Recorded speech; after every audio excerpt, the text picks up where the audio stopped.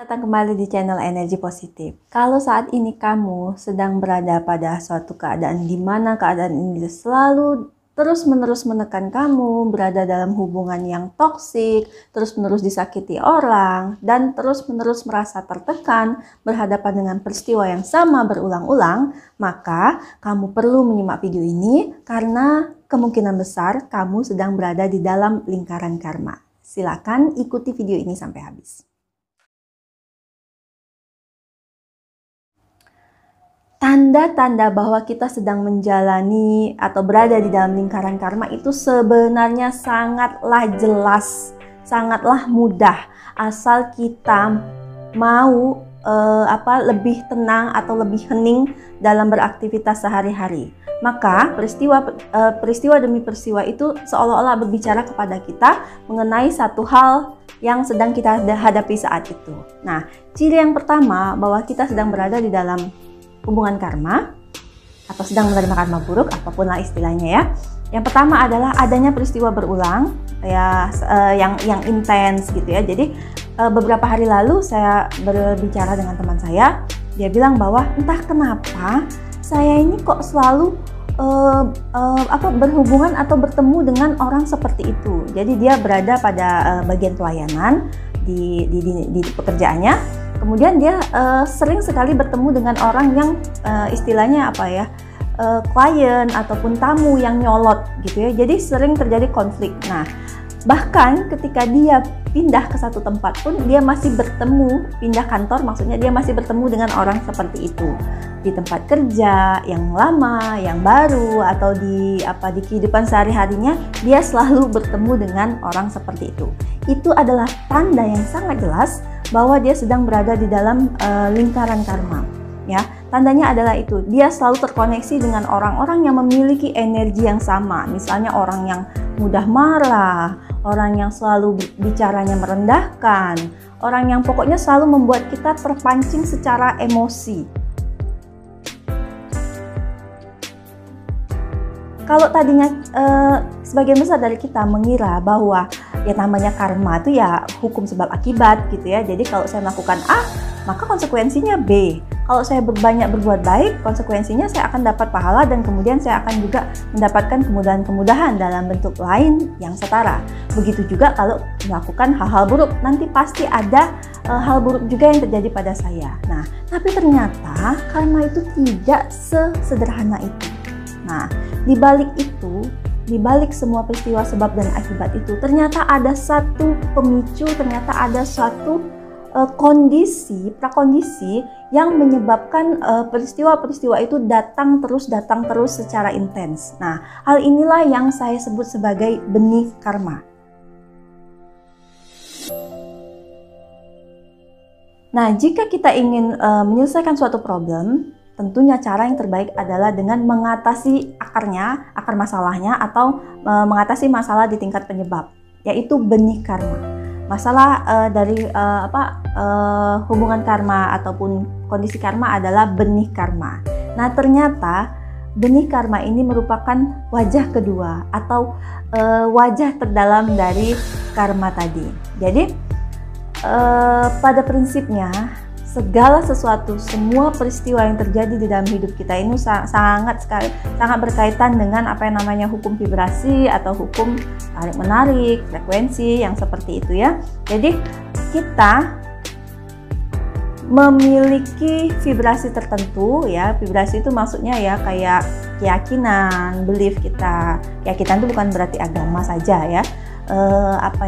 Nilai-nilai yang kita pegang gitu ya, pandangan-pandangan kita terhadap kehidupan, kemudian apa yang kita anggap baik, apa yang kita anggap buruk, ideal, tidak ideal, kemudian kayak visi kita, impian kita, belief kita itu tadi. Nah, vibrasi ini, perasaan dan emosi kita ini memang kita tidak menyadari, kita simpan di dalam diri kita mengira bahwa itu hanya ada di dalam diri kita. Namun ternyata ada yang namanya kecerdasan tak terbatas yang kita sebut sebagai Tuhan yang bekerja melalui hukum-hukumnya itu merespon vibrasi kita. Jadi semesta itu netral, dia hanya menampilkan kembali, merefleksikan kembali apa yang kita yakini tadi, vibrasi kita tadi, emosi kita, perasaan kita, pikiran kita terhadap segala sesuatu di dunia ini. Nah, feedback atau refleksi yang diberikan oleh semesta kepada kita, itulah yang kita rasakan sebagai peristiwa-peristiwa kehidupan kita.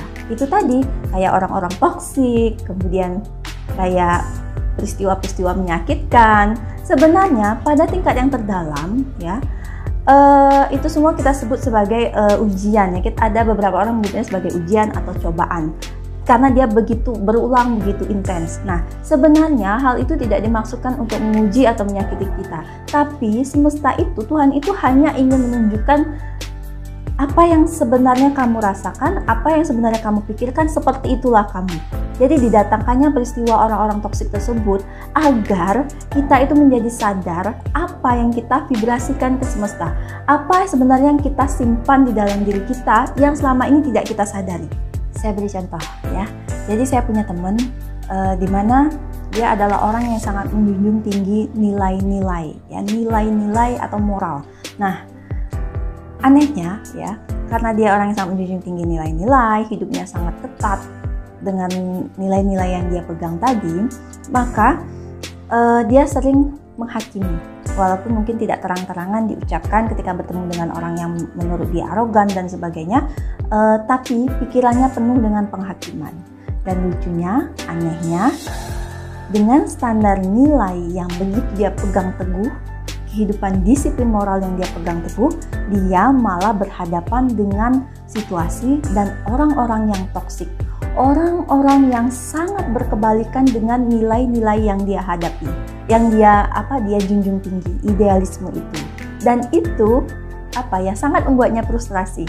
Jadi orang-orang ingin, entah kenapa sepertinya selalu terhubung dengan dia. Semesta itu punya caranya tersendiri agar kita menjadi pribadi, menjadi jiwa yang lebih kaya, yang belajar dari berbagai macam pengalaman dengan tujuan agar kita semakin conscious, semakin sadar ya. Jadi sesungguhnya yang terjadi pada teman saya itu Tuhan atau semesta menghadirkan peristiwa-peristiwa yang bertentangan sekali dengan nilai-nilai yang dia anut gitu ya, dan dia diposisikan di tempat yang begitu bertentangan dengan jiwanya, bertentangan dengan nilai idealismenya ya. Jadi hal itu ditujukan bukan agar dia memperkuat idealisme yang dia pegang, bukan, tapi sekadar untuk menunjukkan siapa dirinya yang sesungguhnya. Dirinya yang sesungguhnya menurut saya adalah orang yang begitu perfeksionis, yang begitu penuh penghakiman. Setiap kali bertemu dengan orang bertentangan dengan dia menilainya, menghakiminya, melabelinya. Nah, semesta hanya ingin menunjukkan bahwa ini loh dirimu, bahwa kamu suka menghakimi, dan bahwa dunia itu sebenarnya tidak sempurna, bahwa orang itu punya path-nya masing-masing, perjalanan jiwanya masing-masing yang tidak bisa diseragamkan. Meskipun kita tidak mau ikut arus dalam hal-hal yang toksik atau melakukan hal yang jahat ya, bukan berarti memegang nilai-nilai moral itu salah, bukan, tapi kita bisa membuat batasan agar kita tidak mencampuri orang, agar kita tidak terlalu tajam melabeli orang, namun kita tetap memberikan batasan mana yang menurut kita baik untuk kita lakukan. Mengenali sistem kerja vibrasi kita sendiri itu yang dimaksudkan oleh semesta agar kita menjadi sadar. Pada akhirnya yang namanya karma buruk, lingkaran karma, ujian atau cobaan yang datang istilahnya beruntun, intens seperti itu ditujukan kepada kita, bukan secara umum seperti menguji iman, menguji nilai-nilai kita, bukan seperti itu, tapi untuk menunjukkan kepada kita siapa diri kita sebenarnya. Ujian itu akan membuat kita melihat ke dalam diri kita dan juga akan memahami kehidupan secara keseluruhan. Dan pada akhirnya kita akan menerima, oh saya ini orangnya seperti ini. Begitu kita tahu kita seperti apa, baru kita bisa menerima dunia itu sebagaimana adanya, tanpa banyak penghakiman, tanpa banyak kemarahan dan sebagainya. Seberat apapun cobaan kamu, sebenarnya cobaan itu tidak mungkin melebihi porsi kamu. Karena apa? Karena jiwa kita sedang belajar dan Tuhan tahu bahwa jiwa ini memang perlu pelajaran itu, ya. Yang membedakannya adalah berapa lama, kapan kita sadar bahwa kita sedang diajari, bahwa kita sedang diberikan pelajaran melalui peristiwa-peristiwa intens, peristiwa yang menurut kita peristiwa yang kejam atau buruk itu. Yang pertama, cara untuk mengurainya adalah identifikasi. Identifikasi artinya kamu mapping, istilahnya kamu catat, ya, kamu rasakan, kamu catat bila perlu. Adakah peristiwa berulang yang begitu menyakitkan, begitu membuat emosi, ya. Tingkatan emosional itu kan berbeda-beda gitu ya. Ada yang peristiwa ini sangat memukul, ya, datang lagi. Ada juga peristiwa yang kedua yang masih bisa kita hadapi. Seperti yang saya katakan sebelumnya, bahwa akar dari lingkaran karma itu sesungguhnya adalah sesuatu yang kita sendiri panggil, walaupun tidak kita sadari. Nah, ini masalahnya. Kadang-kadang benih karma itu ada di pikiran bawah sadar kita. Kita tidak sadar bahwa kita orang yang begitu. Itulah yang saya lakukan dulu 2 tahun lalu ketika saya menelusuri akar dari lingkaran karma yang saya alami itu. Ternyata itu berada di pikiran bawah sadar saya. Jadi kayak ada sebuah cetak biru saya yang mengkondisikan saya sehingga setiap kali ada suatu peristiwa, saya akan ke-trigger secara emosional, terjebak dalam emosi negatif saya, dan kemudian mengarahkan saya untuk mengambil tindakan yang sudah terkondisi itu lagi. Itulah makanya ada kejadian berulang. Setiap kali ada peristiwa itu, tanpa sadar saya bereaksi seperti itulah, tidak ada perubahan, dan itu menyebabkan peristiwanya berulang, ya. Ini bukan sesuatu yang kejam, ya. Kalau ketika saya mengatakan bahwa ya kamu sendiri yang menarik karma buruk itu datang kepadamu, gitu ya. Mungkin tanpa telaah, tanpa perenungan mendalam, kita tidak mengerti apa maksudnya. Namun makanya tadi saya katakan perlu sekali kita setiap hari melatih batin kita, melatih pikiran kita untuk tenang, untuk diam. Ya, seringkali saya katakan belajar mindfulness, belajar meditasi atau zikir. Maka dengan pikiran diam dan tenang, batin kita, pikiran kita ini, hati kita menjadi lebih jernih. Dan ketika jernih, sama seperti saya katakan, ketika kita ingin ngaca, bercermin di air, kalau airnya nggak tenang, bergelombang, kita nggak bisa melihat pantulannya. Tapi kalau tenang, maka kita akan mengerti bahwa peristiwa itu sedang mengajarkan kita sesuatu. Ya, latih ini gitu ya, diidentifikasi, kemudian masalahnya itu, kemudian yang kedua ini yang saya sebut sebagai refleksi tadi ya, ketika sedang meditasi atau ketika sedang beribadah gitu ya. Refleksikan atau direnungkan apa ini yang sedang terjadi gitu ya. Kalau saya biasa melakukan journaling gitu ya, ketika sebelum tidur gitu ya, saya mengevaluasi apa yang terjadi, saya mengingat gitu ya, dan juga mencatat bila perlu apa-apa yang terjadi. Untuk sementara jika tidak bisa mengambil tindakan apapun terhadap peristiwa karma tadi ya, maka sebaiknya kita tidak mengambil tindakan apa-apa, namun terimalah peristiwa itu sebagaimana adanya. Istilahnya kita hanya mengamati apa? Mengamati bagaimana emosi kita itu terus muncul dan men-trigger kita. Rasanya itu kayak ketika sebuah karma datang, ya. Saya menyadari ini di bulan Desember. Kok sepertinya intens sekali gitu ya? Kok sepertinya begini ya? Kok kayak rasanya energinya begitu kenceng, begitu berat, begitu memusingkan, begitu menyesakkan seperti itu ya. Hal ini bisa teman-teman rasakan kalau teman-teman semakin melatih kepekaan terhadap energi gitu ya, kepekaan terhadap situasi hati sendiri. Kalau tadinya saya baik-baik saja, kok tiba-tiba saya jadi mudah marah gitu ya. Kalau kita mindful tiap hari, maka perubahan ini akan terasa betul. Ya, inilah keuntungan kalau kita berlatih mindfulness. Jadi tidak ada lagi emosi tanpa sebab yang diam-diam muncul seperti pencuri.